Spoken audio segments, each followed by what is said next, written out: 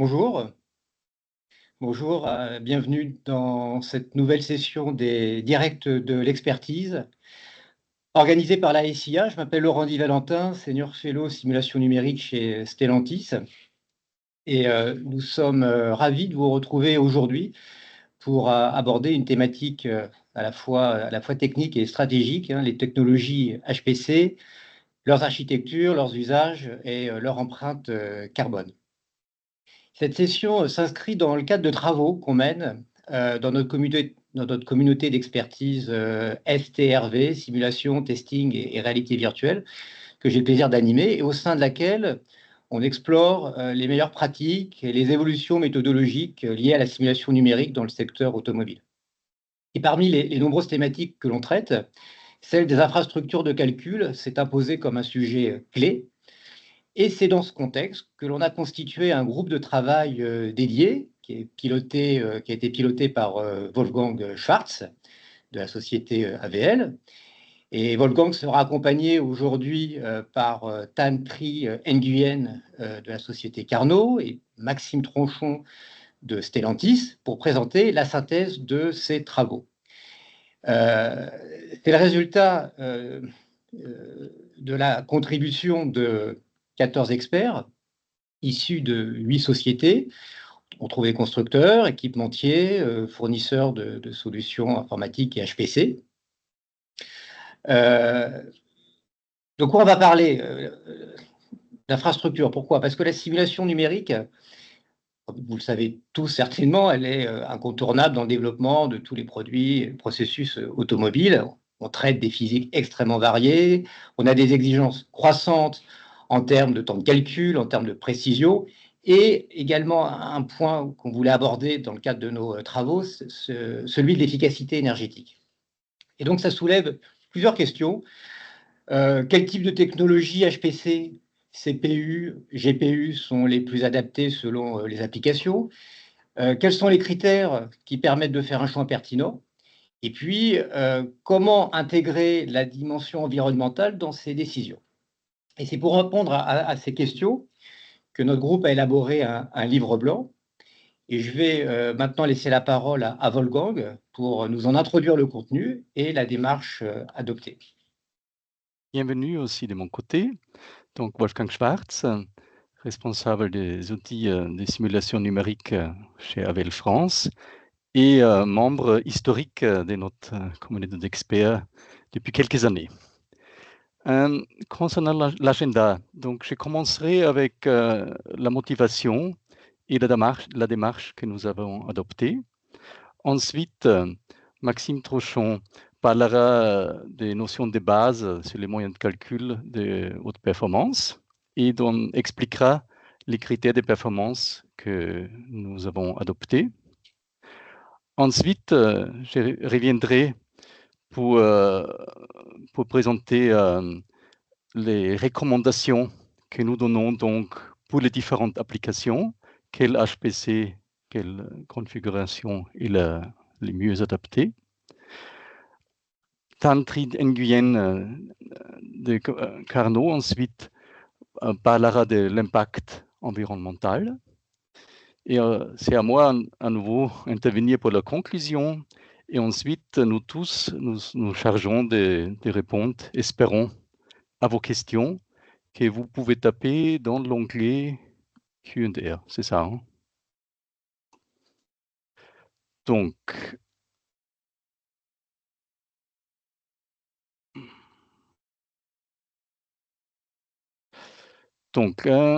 qu'est-ce qui nous a amené à travailler sur ce sujet? Comme Laurent a déjà dit, la simulation numérique aujourd'hui est vraiment un des vecteurs principaux du développement automobile et on consacre donc beaucoup de moyens humains et financiers pour le mener. Il existe donc une panoplie de logiciels de simulation qui traitent des physiques très différentes, avec à chaque fois, bien sûr, des méthodes numériques adaptées aux physiques considérées, et donc aussi des méthodes très différentes. Depuis un certain temps maintenant, au logiciel, disons, standard des simulations numériques se sont ajoutés maintenant des logiciels de deep learning qui font maintenant partie, on peut dire aussi, même si ce n'est pas la simulation numérique, mais donc qui font partie du scope. Et on constate que la performance de ces logiciels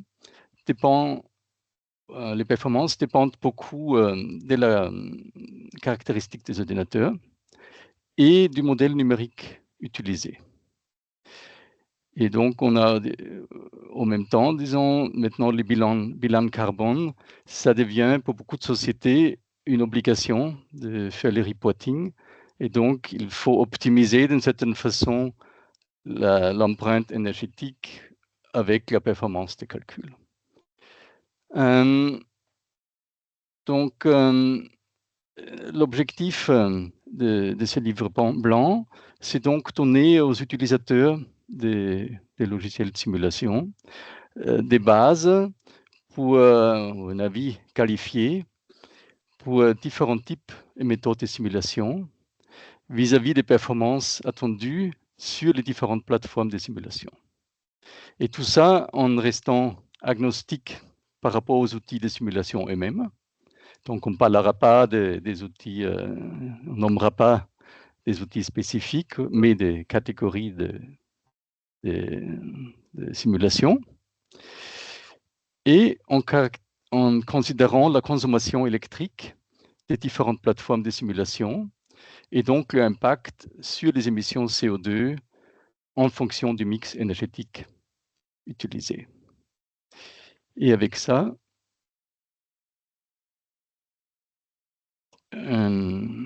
oui, quelques mots encore sur la démarche adoptée.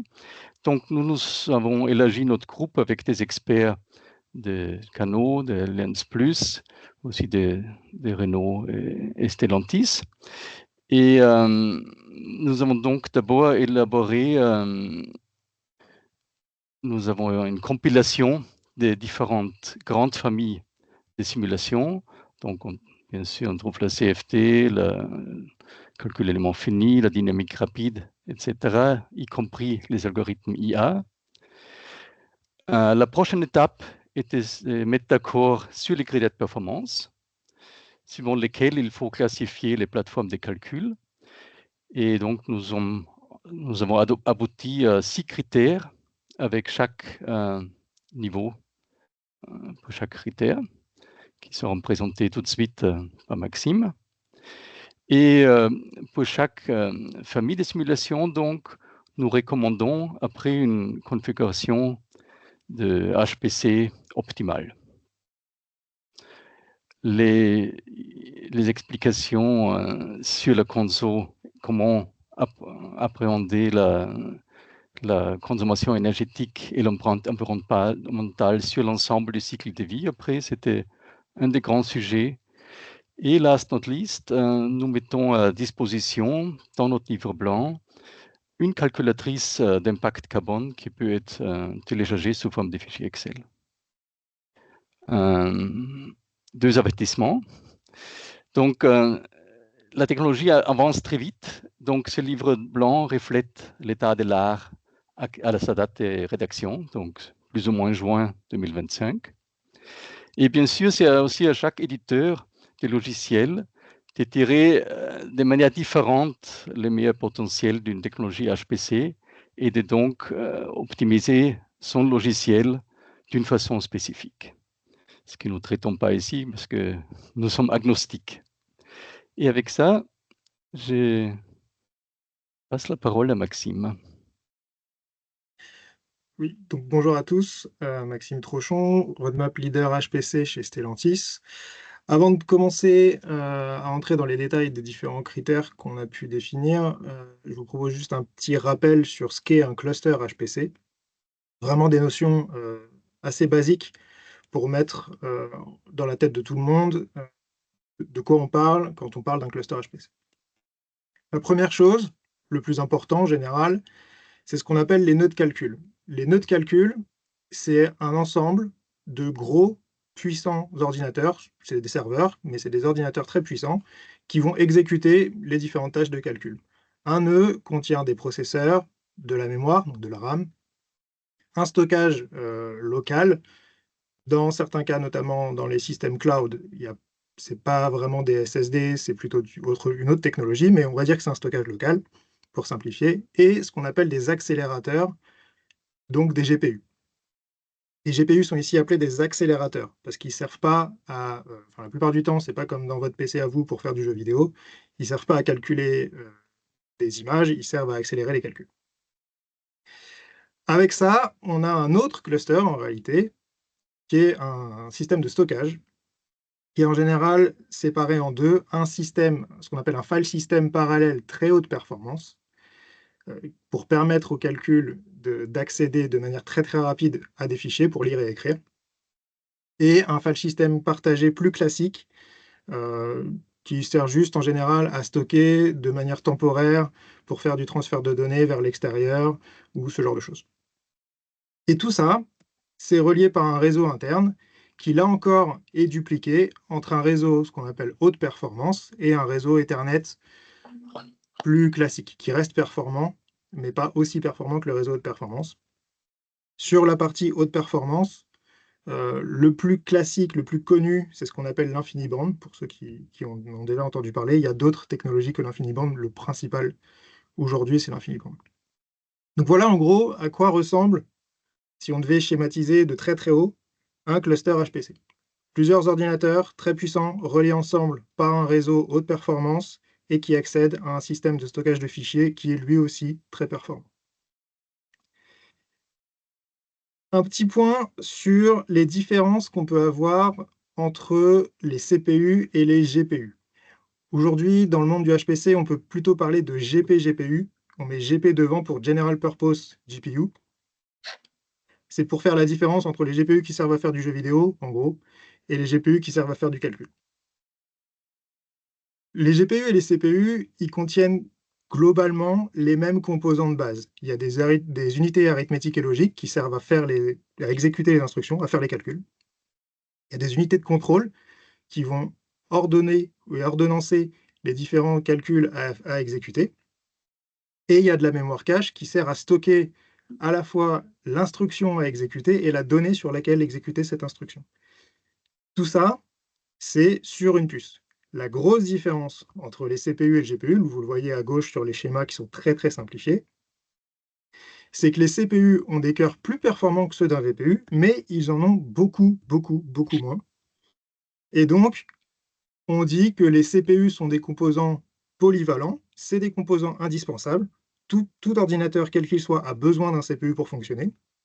C'est absolument nécessaire. Même les ordinateurs même les nœuds de calcul GPU ont toujours un CPU, en général. Ils ont toujours un CPU, on va dire. Et ils sont très très polyvalents, optimisés pour exécuter des tâches séquentielles. On dit que leur possibilité de parallélisation est très limitée. À l'inverse, les GPU sont des composants qui sont très très spécialisés, qui ont été développés dans l'unique but de paralléliser. Donc ils ont un potentiel de parallélisation très très élevé, et le but étant de réaliser un très très grand nombre de tâches en parallèle, mais plus simples. Donc les cœurs sont beaucoup plus nombreux, mais un petit peu moins puissants que sur un CPU. Pardon. Voilà en gros, si on devait résumer en un slide rapide les différences entre un CPU et un GPU. Maintenant, quand on parle de calcul, on parle ici, sur le HPC, de calcul parallèle. Depuis tout à l'heure, je parle de calcul parallèle. Il y a deux façons de paralléliser une tâche en informatique de manière très simple. Soit vous avez une tâche qu'on appelle un process, et vous parallélisez l'exécution des différentes sous-tâches à l'intérieur de cette tâche. Et tous ces fils d'exécution, qu'on appelle des threads, accèdent à la même mémoire. Dans ce cas-là, c'est ce qu'on appelle le multithreading. Vous accédez à la même mémoire, vous ne pouvez pas être scalable de manière très importante, parce que pour accéder à la même mémoire, vous avez besoin d'être sur le même nœud, sur la même machine physique ou virtuelle. Et donc, ce type de parallélisation-là est très très très adapté quand on fait du calcul sur du GPU. La plupart des calculs sur GPU sont paralysés de cette manière-là. Tous à ma connaissance. Il y a une autre façon de faire, qui est en fait une façon un peu plus générale quand on parle de CFD par exemple ou de crash ou ce genre de choses. C'est ce qu'on appelle le multiprocessing. Dans ce cas-là, on ne fait pas la même chose. On crée plusieurs process qui vont travailler indépendamment les uns les autres et à un moment communiquer pour raccrocher les morceaux. Donc l'avantage, c'est que c'est très très scalable parce qu'on peut multiplier le nombre de process à l'infini tant qu'on a des machines pour les supporter. Par contre, c'est un peu plus lent parce qu'on a besoin d'étapes de communication pour raccrocher les morceaux à l'intérieur du calcul.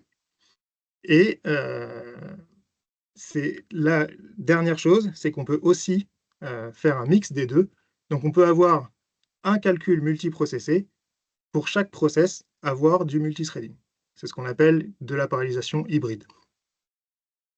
Donc voilà en gros les notions de base. Le cluster HPC, ce que c'est qu'un CPU et un GPU de manière très très basique, et les deux grandes façons, 3 si on compte le mode hybride, de paralléliser des tâches en informatique.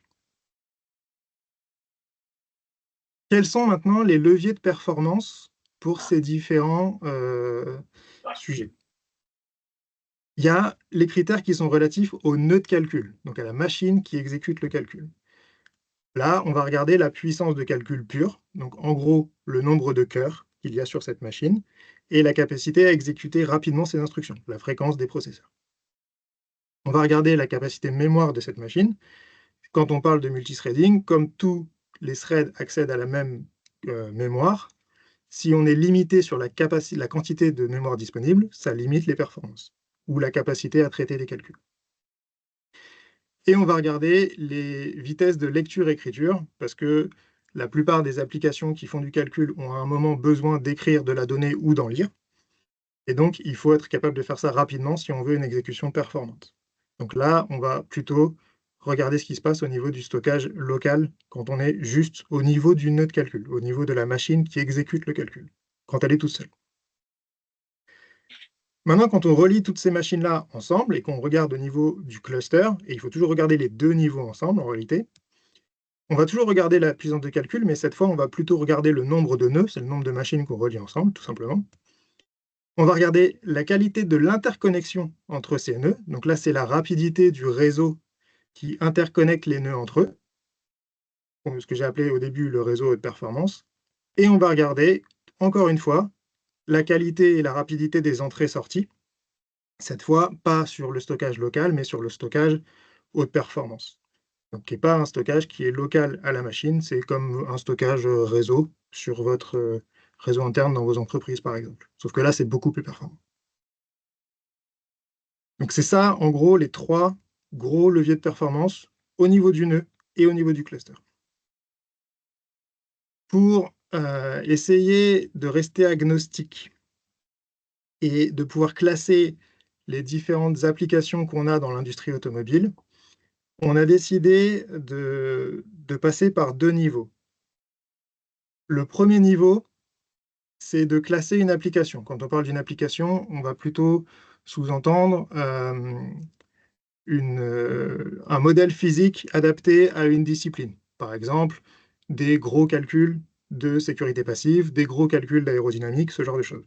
Ou des calculs plutôt plus petits de dynamique rapide. C'est ça, les différentes applications qu'on a cherché à classifier. On les a classifiées selon 4 niveaux à chaque fois, en fonction des besoins de ces types de simulations-là. Pourquoi? Parce que certaines applications vont avoir des besoins très différents en fonction de la taille des modèles, par exemple, ou en fonction des algorithmes utilisés. Évidemment, les besoins, comme je l'ai dit, ils dépendent de la physique simulée, des méthodes numériques utilisées, mais aussi du logiciel utilisé. C'est pour ça que c'est compliqué d'avoir une vue très très globale, parce que 2 logiciels différents peuvent implémenter le même genre de simulation de façon très différente et donc avoir des besoins très différents. Donc il faut connaître ces choses-là aussi. Le deuxième niveau de classification, c'est une fois qu'on a classé ces applications par rapport à leurs besoins, L'idée était de pouvoir fournir les caractéristiques techniques qu'il faut regarder sur un hardware, sur une machine, pour garantir que ces besoins étaient respectés. Donc je vais prendre un exemple juste après, mais en gros, la performance d'un matériel dépend souvent, très souvent, en réalité de plusieurs caractéristiques techniques différentes. Et la performance globale, comme je l'ai dit, ça c'est la performance au niveau du cluster. Elle peut dépendre aussi de plusieurs éléments matériels. Par exemple, la qualité du nœud lui-même, pour la puissance de calcul du nœud, et de l'interconnexion des nœuds entre eux, pour la puissance de calcul globale quand vous commencez à faire des calculs très très parallélisés sur plusieurs machines. Donc un petit exemple. Quand on cherche, ça c'est le tableau qu'on a pris pour classer les différentes applications par rapport à leurs besoins. Là, il n'y a pas d'application, c'est juste le tableau de base avec les différents niveaux qu'on a définis. Donc je ne vais pas rentrer dans tous les détails, je vais juste prendre 2 exemples. Pour rappeler les 3 critères dont j'ai parlé avant, la puissance de calcul, la mémoire, les entrées-sorties et l'interconnexion. C'est en gros à chaque fois divisé en 2, pour au nœud et entre les nœuds. La mémoire est divisée en 2 parce qu'on parle de CPU et de GPU et que c'est un petit peu différent. Mais je ne vais pas rentrer dans ce détail-là aujourd'hui. Donc si on prend 2 exemples, si on regarde les calculs qui sont basés sur du multiprocessing, donc on multiplie le nombre de process, on peut utiliser beaucoup de nœuds. Qu'est-ce qui va être intéressant? Comment on va juger qu'un calcul est adapté à ce type de méthode ou pas? Si un calcul permet une scalabilité, c'est-à-dire que la performance augmente d'au moins 90% quand on augmente le nombre de process, on compte en gros un process par cœur. Si vous faites un calcul sur 10 cœurs, qu'ensuite vous faites un calcul sur 20 cœurs, si le calcul sur 20 cœurs est 90% plus rapide que le calcul sur 10 cœurs, alors on dit que la scalabilité est de 90%. C'est ça l'idée. Et donc, on quantifie le nombre de process que vous pouvez faire tourner avec ce type de calcul en conservant ce niveau de scalabilité-là. Et donc, on définit des niveaux 1, 2, 3, 4.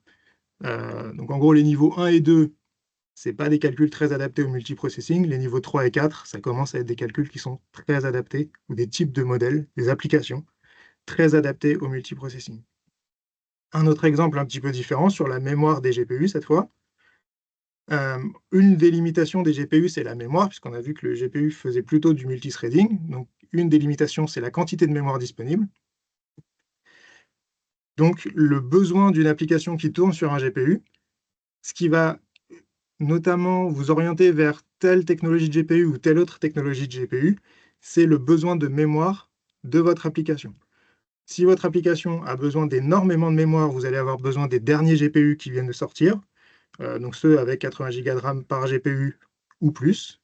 Si votre application nécessite beaucoup moins de mémoire, vous pouvez utiliser des GPU qui sont un petit peu plus anciens, un petit peu moins puissants, un petit peu moins chers. C'est en gros ces critères. Maintenant, comment on relie ces niveaux, 1, 2, 3, 4, à des caractéristiques techniques? Je vais reprendre mon exemple de calcul qui est adapté au multiprocessing. Quand on a un calcul qui est adapté au multiprocessing, un niveau 3 ou un niveau 4, quelles sont les caractéristiques techniques que vous voulez regarder pour choisir un matériel sur lequel exécuter ce calcul? Donc, on a défini des tableaux pour chacun de ces cas. Et là, c'est celui qu'on a défini pour le calcul qui tourne sur un CPU, ce qu'on appelle CPU-based, et qui est multithreadé, multiprocessé. Et on va s'intéresser au niveau 3 et 4, qui sont les 2 niveaux sur lesquels on va dire qu'une application est très orientée multiprocessing. Là, ce qu'il va falloir regarder, c'est assez simple. Le nombre de cœurs par nœud, qui correspond au nombre de cœurs par CPU fois le nombre de CPU. L'accès aux informations stockées en mémoire, le nombre de canaux mémoire. Et la communication entre les nœuds. Donc là, c'est les technologies d'interconnexion, le réseau, la bande passante. C'est les 2 dernières colonnes. Voilà un peu, de manière très rapide, la façon dont on a travaillé. C'est très résumé, bien sûr, mais c'est la grande façon dont on a travaillé. Je vais repasser la parole à Wolfgang, du coup, qui va vous présenter les différentes applications et leur classement en prenant des exemples. Très bien, merci. C'était une excellente, très compréhensible. Donc, les physiques qu'on a considérées, donc c'est les physiques classiques, donc, comme la CFT, le crash électromagnétique, la dynamique multicore, NVH, les calculs d'éléments finis non linéaires, les calculs CROD 1D qui sont un peu spécifiques parce que là, c'est pas tellement un grand calcul qui est paralysé, mais plutôt un certain nombre de petits calculs qui tournent en même temps. Donc, on parle aussi massification des calculs dans ce cas. Pour l'IA, on a considéré l'IA génératif ainsi que l'apprentissage profond et last not least, donc la génération des images virtuelles ou des films virtuels ce qui consomme aussi beaucoup de ressources. Donc on établit, donc ça c'est un des résultats de notre travail ici, c'est donc cette cartographie, on peut dire, où on trouve les différentes familles des calculs avec, pour certains, on a donc considéré différentes tailles des modèles et vous trouvez dans les 6 colonnes, là, les 6 critères donc de performance dont on vient de parler, ainsi que dans les dernières colonnes, si ce type de calcul est plus adapté pour les CPU ou pour les GPU. Et en total, ça fait une vingtaine, 25 applications.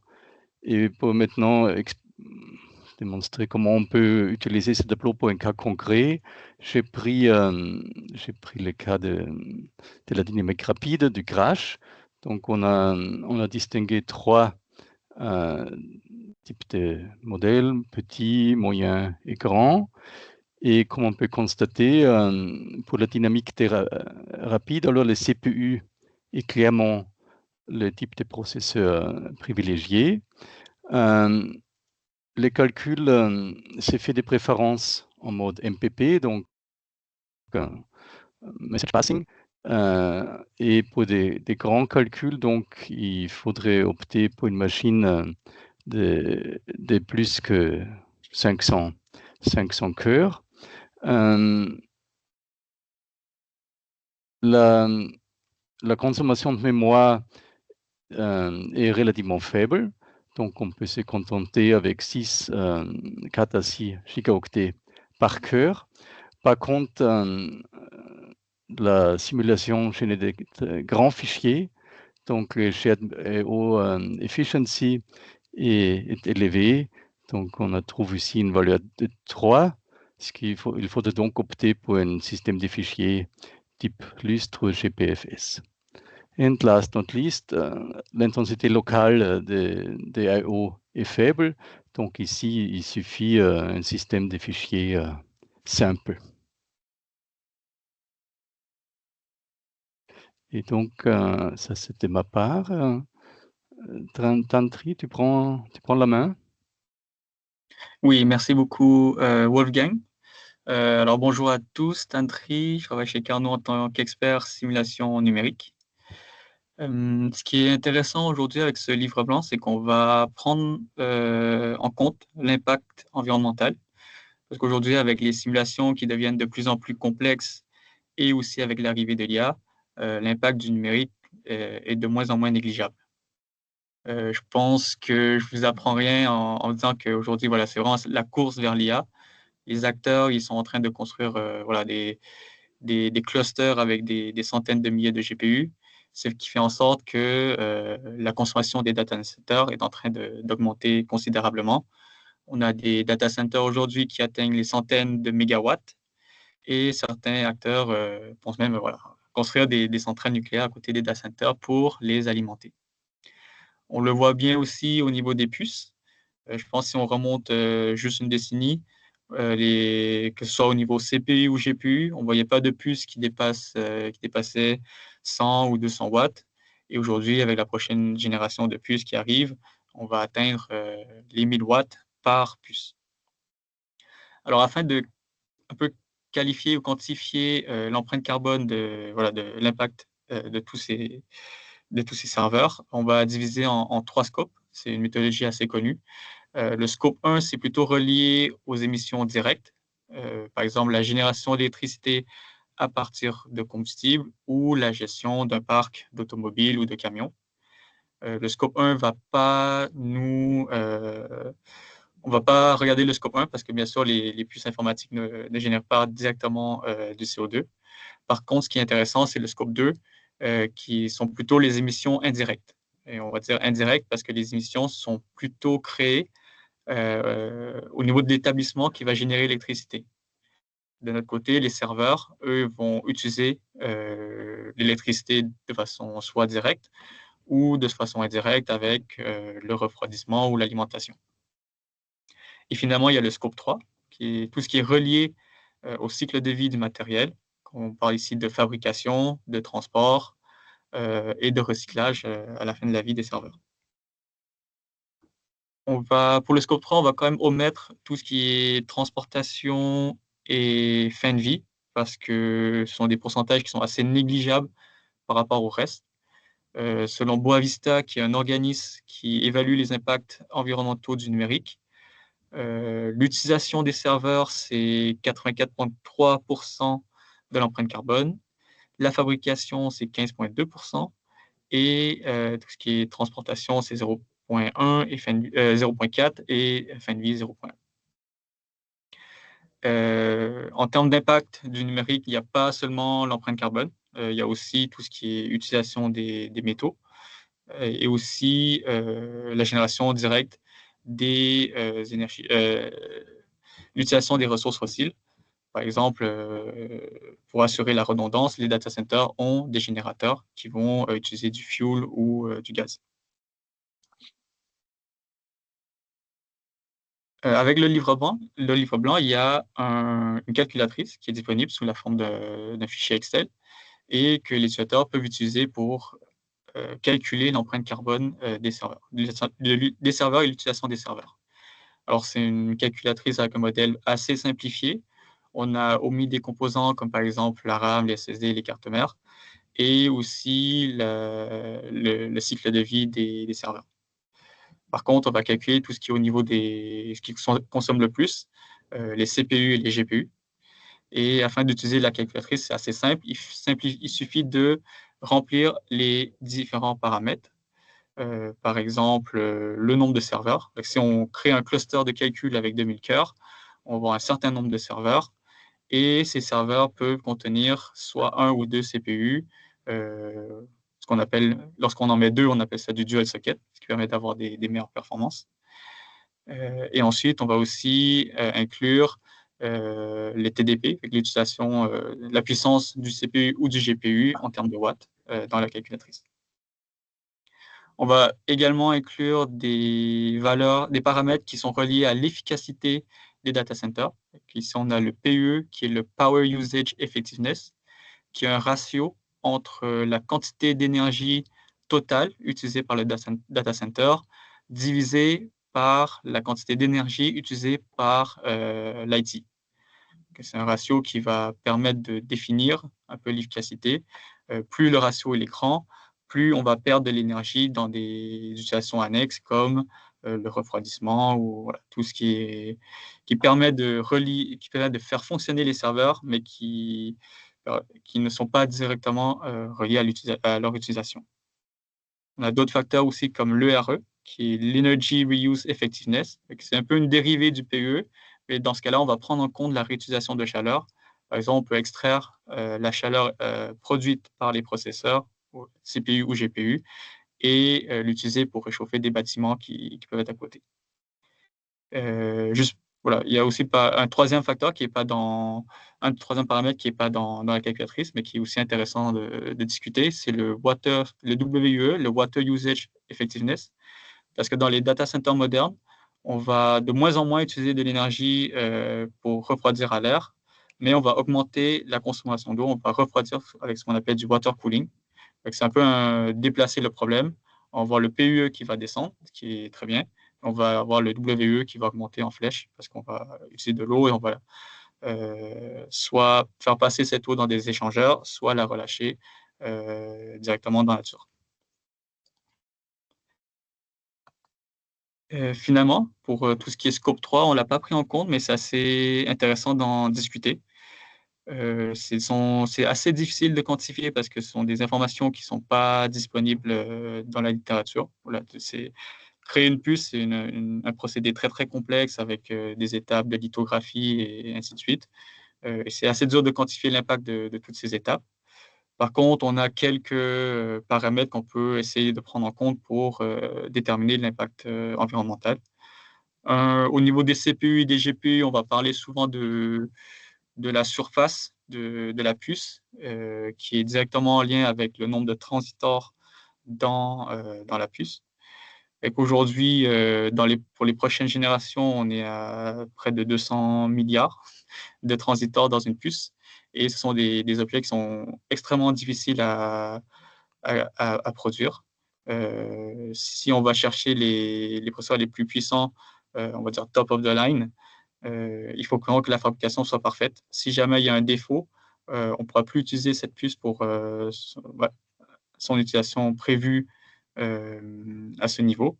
Ce que les fabricants vont faire ensuite, c'est qu'ils vont désactiver certains secteurs où il y a des défauts et les revendre dans une gamme plus basse. Et peut-être si on achète un processeur le plus puissant possible, afin de le produire, on va peut-être en produire, je n'ai pas les chiffres exacts, mais 5, 10 ou plusieurs autres, afin d'avoir un peu spécimen parfait.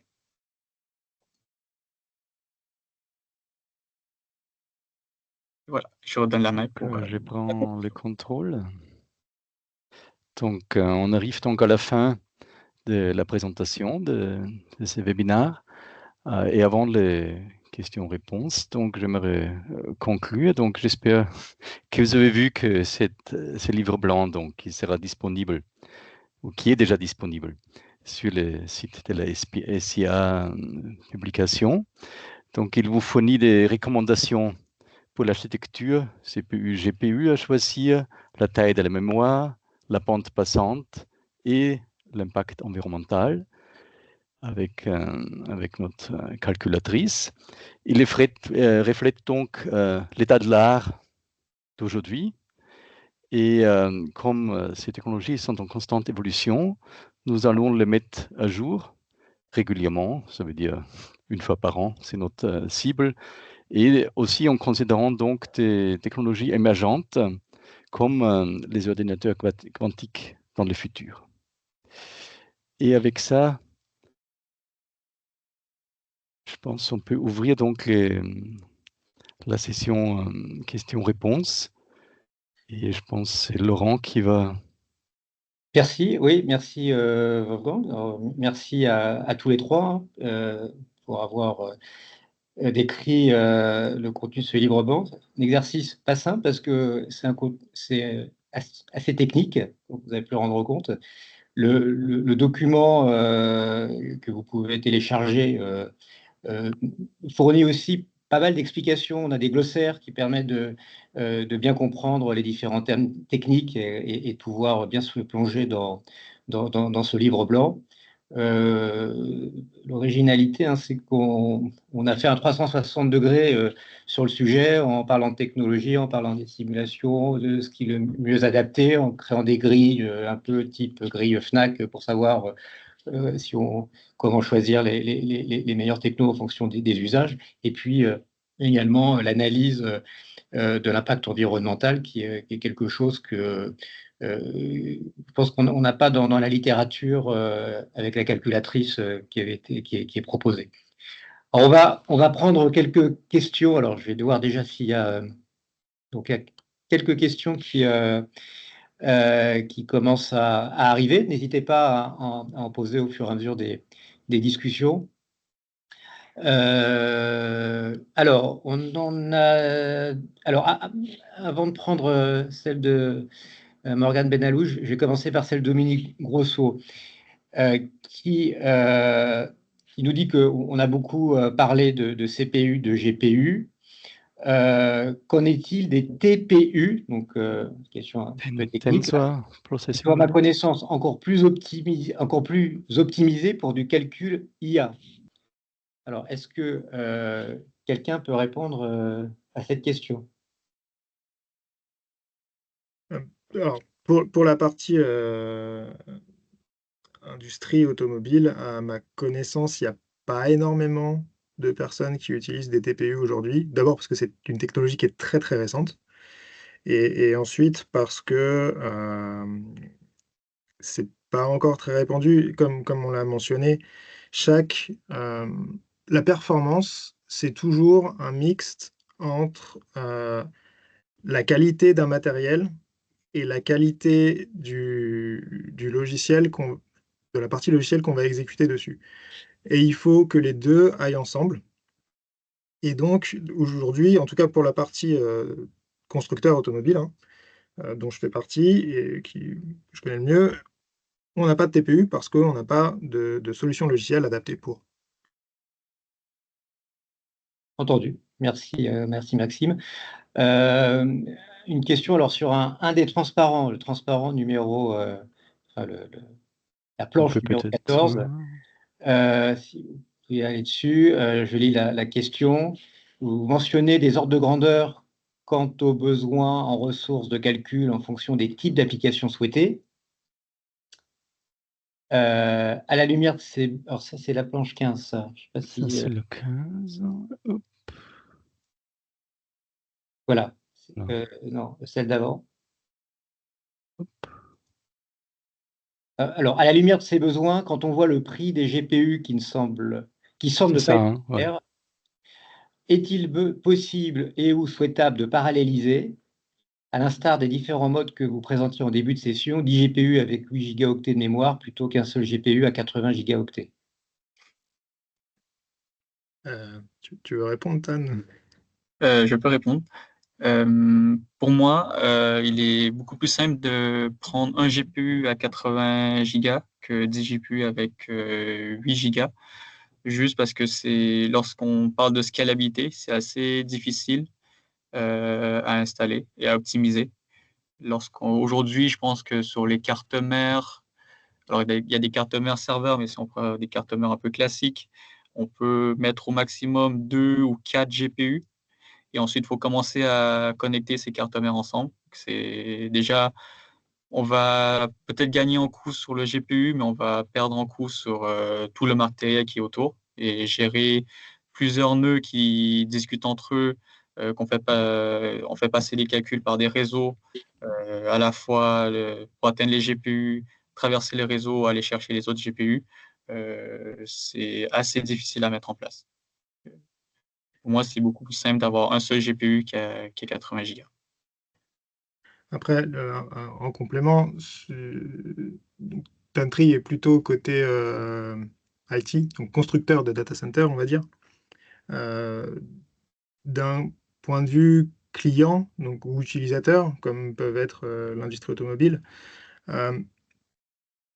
en fonction des applications qu'on a, on a des cas où on va prendre des GPU un petit peu moins puissants que les GPU, je ne veux pas citer de marque, mais les derniers GPU, en tout cas ceux qui sont très répandus et dont on connaît les noms, on va dire A100, H100, etc.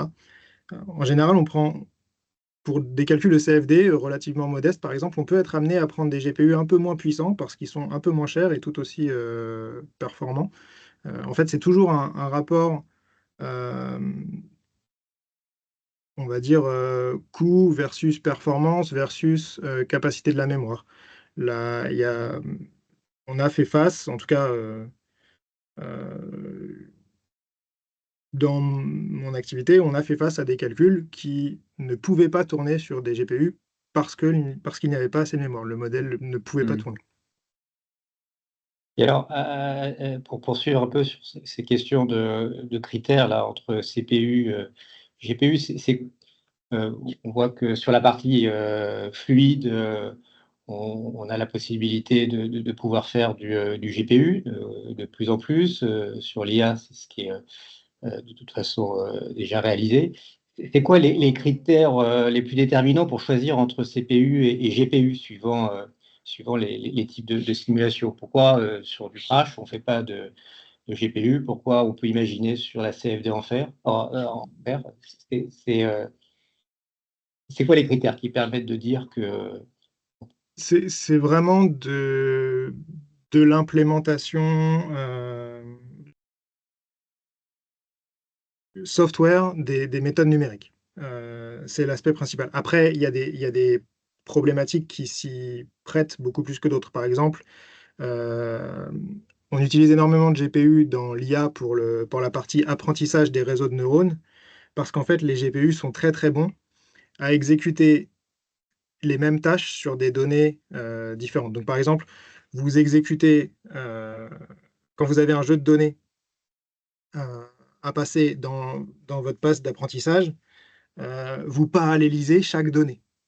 Vous exécutez la même instruction, vous passez dans le même réseau de neurones, mais à chaque fois, c'est une donnée différente.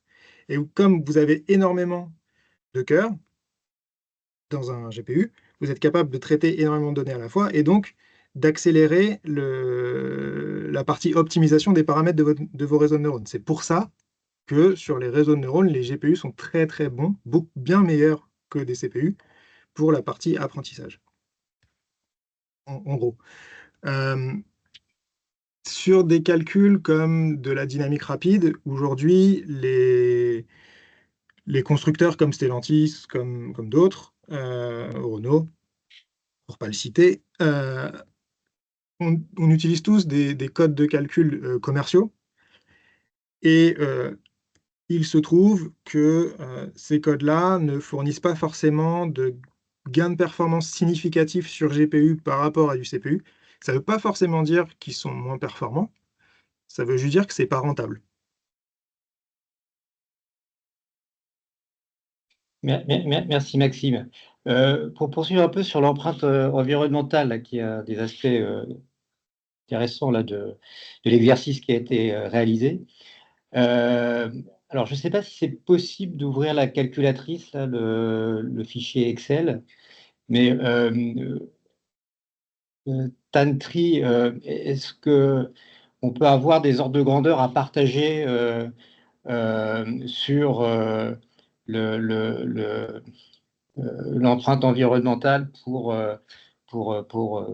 des calculs suivant le pays où on va lancer les simulations aussi, où le cluster se situera.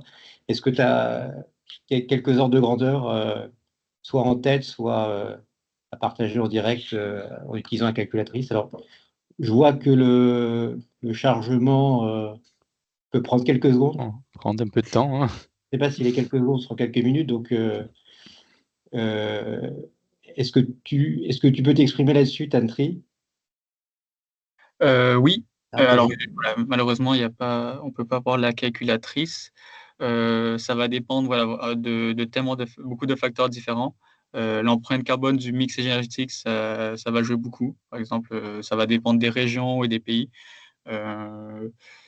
Un data center qui va tourner sur mix énergétique français va avoir quand même de meilleures performances environnementales qu'un data center qui ailleurs, je ne vais pas citer de pays ou de région, mais ailleurs que sur le territoire français.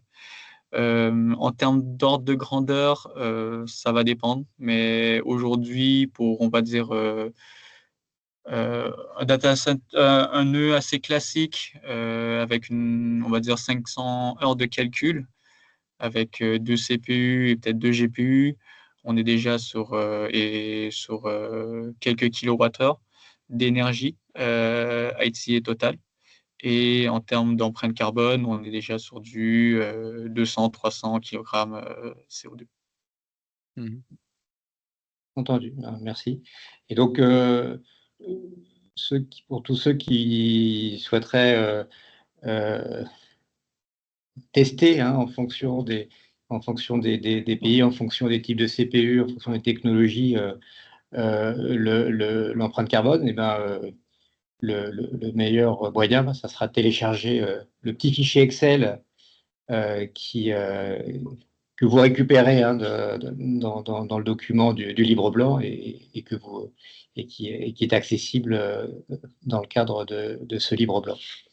Peut-être une question là sur les prochaines ruptures technologiques à anticiper dans le domaine du HPC. Est-ce que vous avez une vision sur ce sujet-là? Qu'est-ce qu'on doit s'attendre dans les années qui viennent? On doit s'attendre. Bon, on en a déjà cité une tout à l'heure. Il y a la partie vraiment sur du très loin, futur très lointain, il y a la partie quantique. La difficulté principale étant qu'aujourd'hui, en fait, l'informatique quantique, il n'y a pas une informatique quantique, il y en a plusieurs. C'est en réalité plusieurs technologies différentes qui explorent le même champ, mais chaque cluster a sa propre technologie, ce qui rend la standardisation très difficile. C'est même pas, pour l'instant, c'est même pas encore trop un sujet, de ma compréhension en tout cas. Donc ça, c'est plutôt le futur très lointain. Après, dans un futur plus proche, je sais pas, Tantri, tu as peut-être plus d'infos que moi. Au niveau des serveurs, alors je pense peut-être à la fin de la dernière décennie ou le début de celle-ci, il y a eu une période où les performances commençaient un peu à plafonner. On parle souvent de la loi de Moore qui dit que le nombre de transistors double à chaque 2 ans, chaque année ou chaque 2 ans, et que les performances, bien sûr, suivent cette loi. On arrive un peu à une limite en termes de, voilà, les transistors, ils deviennent de plus en plus petits, mais là, on est au niveau, un transistor, c'est quelques atomes, donc on atteint une limite. Par contre, les fabricants, ils sont vraiment en train d'augmenter les densités et de lever les bottlenecks qu'il y avait auparavant, qui empêchaient pour les calculs justement de simulation, de scaler encore plus loin. Ce qu'on regarde, ce que proposent les fabricants aujourd'hui dans les prochaines années, il y a du matériel très, très performant qui vont sortir, bon, avec une consommation en énergie beaucoup plus importante également. Mais je pense que la puissance va augmenter et les temps de calcul vont être réduits assez drastiquement. Merci. Avant de conclure, alors je vois qu'il y a une dernière question qui a été posée là dans le chat. Alors, je ne sais pas si vous allez réussir à y répondre parce que pourquoi les systèmes d'infodivertissement sont toujours en retard en termes de réactivité par rapport aux smartphones? Est-ce que quelqu'un ici est capable de répondre à cette question? Je ne sais pas. Alors, je ne suis pas côté fabricant de voitures, mais je crois qu'il y a un certain facteur de prix, d'optimisation qui doit rentrer en compte. Et le cycle de vie, peut-être pas les mêmes, ou une voiture comme un cycle de vie, aujourd'hui encore nettement plus long, mais ça va pas rester comme ça, hein. Dans le futur, ce sera très comparable au smartphone. Ah oui, parce qu'on progresse, on n'arrête pas de progresser sur ces sujets-là. Grâce à la simulation, entre autres. Exactement, grâce à la simulation numérique. Écoutez, je pense qu'on va pouvoir conclure maintenant. Merci à tous pour votre attention, votre participation à cette session. Un grand merci aux intervenants, Tantri, Wolfgang, Maxime, pour la préparation de cette session, pour le livre blanc qui est derrière, hein, qui est extrêmement complet, et puis qui pourra, je pense, vraiment offrir des repères extrêmement précieux dans le choix des technologies HPC, dans la stratégie, dans les enjeux que l'on a en simulation numérique. Donc, on espère que toutes ces réflexions permettront des décisions un peu plus éclairées que connaissant les dessous, on va dire, des choix technologiques. Ça vous sera utile pour pouvoir prendre des décisions. Le document est disponible sur le site de la SIA. Je crois que Nathalie a également, Boad a également indiqué le lien de la chaîne YouTube de la SIA. Fin de semaine prochaine, le direct de l'expertise d'aujourd'hui devrait être accessible. Je vous souhaite à tous une très bonne continuation dans tout. Un grand merci à travaux. Nathalie aussi pour avoir orchestré Merci à Nathalie derrière. pour la préparation également de ce direct de l'expertise. Très bonne soirée. Bonne soirée. Bonne soirée.